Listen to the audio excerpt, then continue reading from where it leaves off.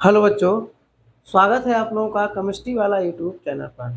तो आज हम लोग क्लास 12 कक्षा 12 में हम लोग केमिस्ट्री क्लास करने वाले हैं। मैंने आप लोगों के लिए चैप्टर 3 रसायन विज्ञान केमिस्ट्री का चैप्टर 3 रासायनिक बलगत चैप्टर के अंकित प्रश्न आप लोगों से डिस्कस करना शुरू किया था। मैंने आप लोगों से 3 क्वेश्चन इसके डिस्कस कर चुका हूँ, ये चौथा क्वेश्चन है। आज हम लोग इसी को पढ़ने वाले हैं और समझने वाले हैं। ठीक है, तो जिस टाइप के मैं आपसे क्वेश्चन आपको करवा रहा हूँ उस टाइप के आप क्वेश्चन अगर घर में प्रैक्टिस करते जाएंगे तो आपसे न्यूमेरिकल बन जाएंगे। अभी एक वीडियो में 2-3 न्यूमेरिकल और मैं आप लोगों को बताऊंगा जिससे आप लोगों का कॉन्फिडेंस बढ़ जाएगा और आप बोर्ड में इस चैप्टर के न्यूमेरिकल करके आएंगे, ये मेरी गारंटी है। ठीक है, तो शुरू करता हूँ मैं आज की क्लास। क्लास शुरू करने से पहले अगर आप चैनल पे पहली बार हैं तो चैनल को सब्सक्राइब कर लें, बेल आइकन दबा दें ताकि आप लोगों को नोटिफिकेशन मिल सके। अगर आपको वीडियो अच्छा लगे तो वीडियो लाइक कर दें और कमेंट बॉक्स पे आप लोग बताएं कि कैसा क्या दिक्कत है आप लोगों को। तो ये आप लोगों के लिए छूट है इतनी। ठीक है, तो क्लास देर ना करते हुए हम लोग जल्दी से क्लास डिस्कस करते हैं। तो क्वेश्चन है आप लोगों का कि किसी प्रथम कोटि की अपक्रिया के लिए सिद्ध कीजिए कि अपक्रिया के 99.9% पूर्ण होने के लिए लगा समय अर्धायु काल का 10 गुना होता है।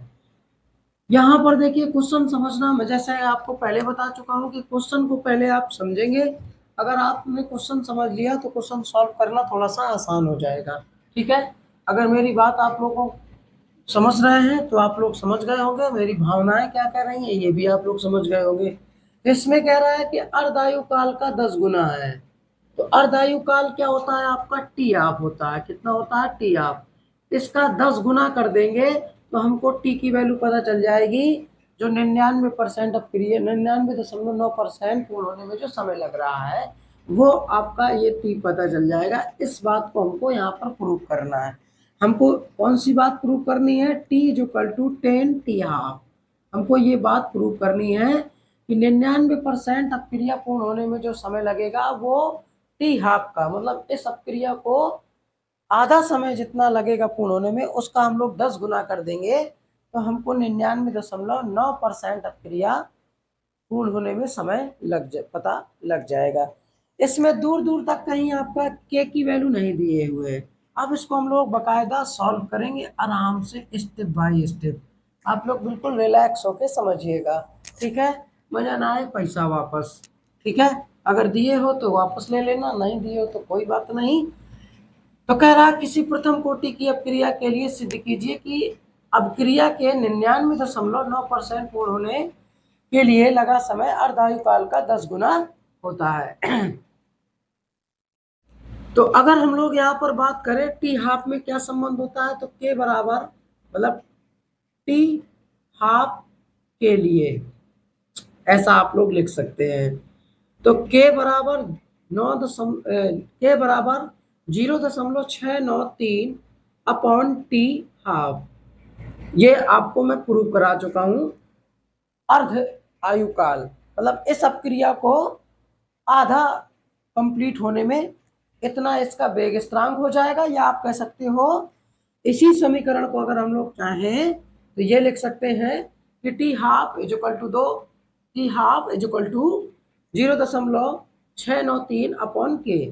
तो इसी को हम लोग मान लेंगे पहले इक्वेशन 1।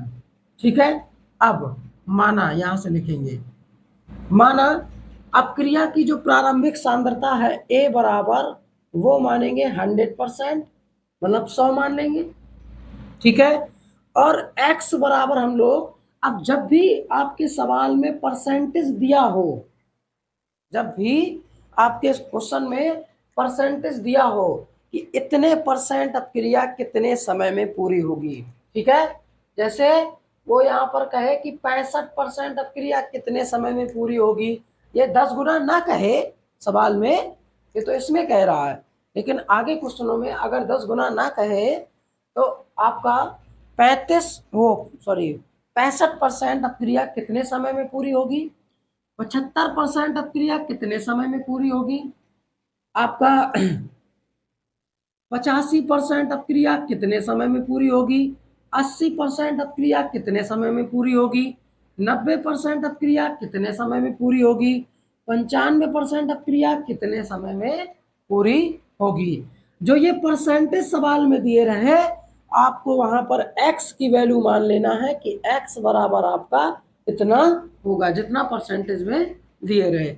यहाँ पर 99.9 है, तो हम लोग x की वैल्यू 99.9 मान लेंगे। मेरी थोड़ा सा गला खराब है, तो आवाज़ सही से नहीं आ रही होगी, इसीलिए मैं 1-2 दिन वीडियो नहीं शूट कर रहा था। अब आवाज़ बहुत ज़्यादा खराब थी। तो x की वैल्यू 99.9% हम लोग मान लेंगे। अब a माइनस एक्स का मान निकाल लेंगे। हम लोग क्या करेंगे, a माइनस एक्स की वैल्यू निकालेंगे। तो a की वैल्यू है यहाँ पर 100 और x की वैल्यू है 99.9। ठीक है, तो ये आपका जो a माइनस एक्स की वैल्यू आएगी 0.1% आ जाएगी, मतलब 0.1 आ जाएगी। ठीक है, ये आपको इतनी बात समझ में आ गई होगी। भाई यहाँ पर 99.9% पूर्ण हो रही है, तो इनिशियल उसकी मतलब प्रारंभिक सांता कितनी है, तो हमने 100 मान के रखा है। 100 मानने में थोड़ा आसान रहता है सवाल लगाने में। इतनी बात आपको मेरी समझ में आ गई होगी। मैंने पहले यहाँ पे रिलेशन, क्योंकि यहाँ पर दूर दूर तक के नहीं दिए था, वेग स्थिरांक नहीं दिए था, जो कि आपका लगने वाला है। अब आप लोग जानते हो प्रथम कोटि की अपक्रिया के लिए, प्रथम कोटि की अपक्रिया के लिए भाई साहब आपके बोर्ड की प्रिपरेशन हो रही है। अगर आप साथ में रहेंगे, जो कहा जाएगा, जो मैं कहूँगा वो मानेंगे, तो आप लोगों को पेपर फाड़ फूड़ के आना है, ये मेरी गारंटी है। फाड़ फूड़ का मतलब ये कि पूरा सॉल्व करके आना है। 70 में 70 नंबर का, ये आपको मैं बता दूंगा। 70 में 70 नंबर का पेपर कहाँ से आएगा ये बताना मेरी गारंटी है। ये ध्यान रखना है आपको, बस आप लोगों को यहाँ पर साथ में रहना है। ठीक है, अभी मैं आपको जाते जाते एक इन्फॉर्मेशन दे के जाऊँगा जो आपके कारगर होगी, आपको बिल्कुल आपके प्रिपरेशन में हेल्प करेगी, आपकी मदद और भी की जाएगी। तो प्रथम कोटि की अपक्रिया के लिए के बराबर आपका के बराबर 2.303 अपॉन टी और लॉग आपका क्या हो जाएगा a upon a minus x. ये वेग स्थिरांक का समीकरण है प्रथम कोटि की अपक्रिया के लिए। हम यहाँ पर वैल्यू रखेंगे के बराबर 2.303। टी की वैल्यू टी निकालना है हमको, T dot dot question mark आप यहाँ पर लिख दीजिएगा, क्योंकि टी ही तो प्रूव करना है, यही बात तो प्रूव करना है, लाना है 10 टी हाफ लाना है आंसर। लॉग ए की वैल्यू है 100 और ए माइनस यहाँ पर क्या है, ए माइनस एक्स की वैल्यू है 0.1। ठीक है, अब हम लोग सवाल बोर्ड कापी में आप इसी के नीचे लिखेंगे, मैं साइड में लिख देता हूँ क्योंकि बोर्ड भैया खत्म है। ठीक है, ध्यान रखना है। तो आपका क्या हो जाएगा के बराबर 2.303 अपॉन टी लॉग। अब यहाँ पर हम लोग दशमलव हटाएंगे तो यहाँ पर 1000 लिख सकते हैं, तो 1000 को हम 10 की पावर 3 लिख सकते हैं। क्या लिख सकते हैं, 10 की पावर 3 लिख सकते हैं। तो k इक्वल टू आपका क्या हो जाएगा 2.303 अब टी, अब यहाँ पर log 3 log 10 हो जाएगा। और भाई साहब log 10 का मान क्या होता है, आपको पता है, सबको पता है, जग जाहिर है ये कि log 10 का मान होता है 1। तो 1 रखेंगे यहाँ पर कितना हो जाएगा log 3 हो जाएगा। तो 2.303 अपॉन टी ये हो गया इंटू 3, इसको मानेंगे इक्वेशन सेकेंड। अब हम लोग क्या करेंगे, समीकरण 1 से, जो समीकरण 1 है, समीकरण 1 से के की वैल्यू रख देंगे। तो यहाँ पर लिखेंगे समीकरण 1 से, ठीक है, 1 से के का मान समीकरण 2 में रखने पर। ठीक है, इतना तो आप कर ही सकते हो, बड़ा आसान है, इससे आसान तरीका कोई है नहीं। तो यहाँ पर क्या हो जाएगा, के की वैल्यू जब आप रखोगे तो के की वैल्यू क्या रखोगे 0.6 693 अपॉन टी हाफ बराबर 2.303 अपॉन टी इंटू 3। ठीक है, इसको क्रॉस मल्टीप्लाई करा के आप नीचे लाइए और टी को क्रॉस मल्टीप्लाई करा के ऊपर ले जाइए। ठीक है, ये आपको ध्यान देना है।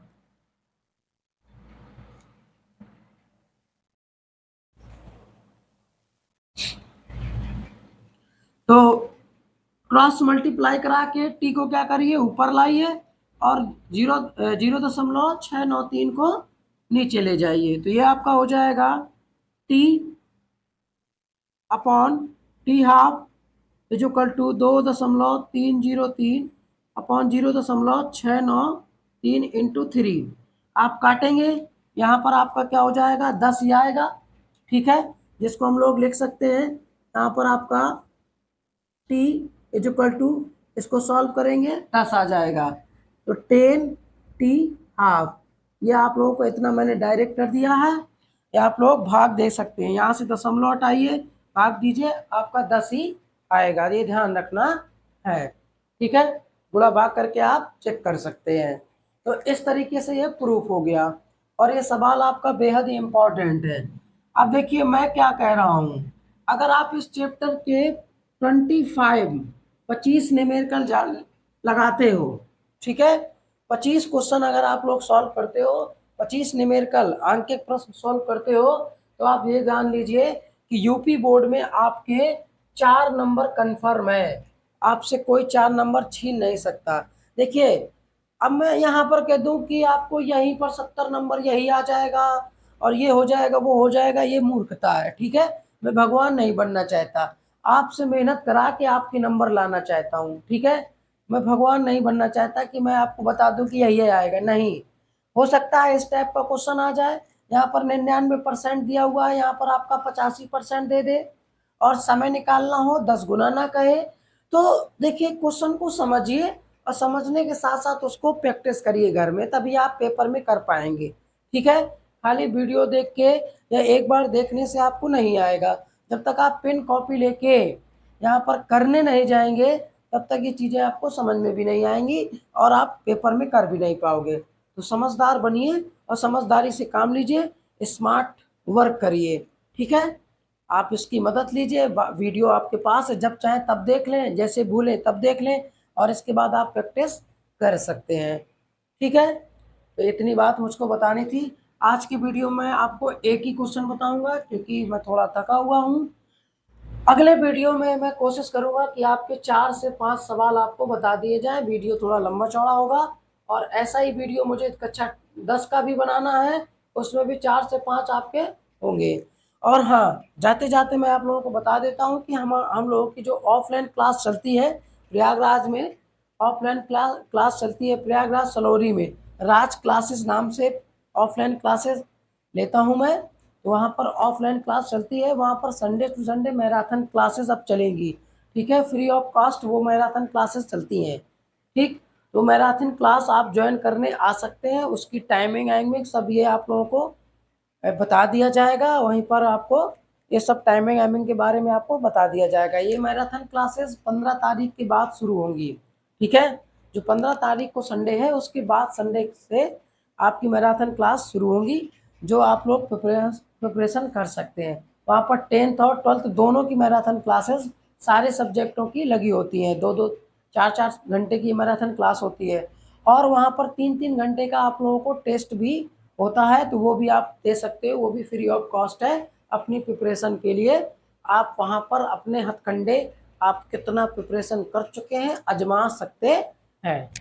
तो मिलते हैं हम लोग अगले वीडियो पर अगले टॉपिक के साथ। बहुत बहुत आपका तब तक के लिए धन्यवाद।